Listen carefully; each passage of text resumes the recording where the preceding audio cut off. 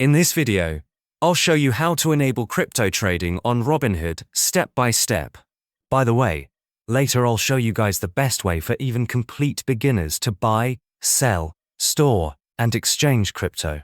You don't want to miss that, so watch this video to the end. In order to enable crypto trading on Robinhood, first open the Robinhood app on your phone and log in to your account.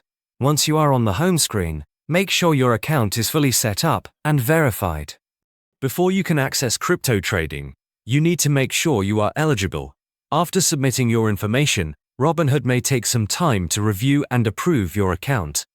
Once your account is approved, crypto trading will be enabled automatically.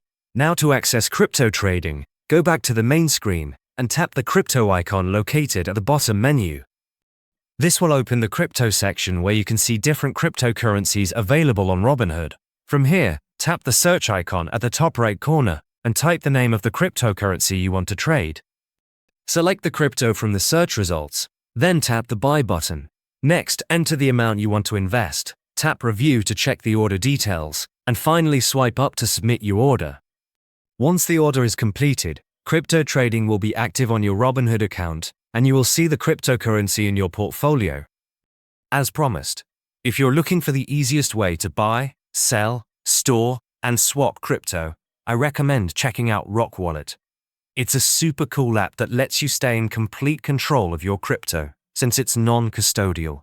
Even if you've never bought any kind of cryptocurrency before, and you're not tech savvy at all, Rock Wallet will walk you through it, step by step. You can install the app for free, using the link in the description below. If you would like help installing Rock Wallet and creating your account, click the video showing up on your screen. It's a detailed tutorial walking you through the exact steps to setting up and using Rock Wallet.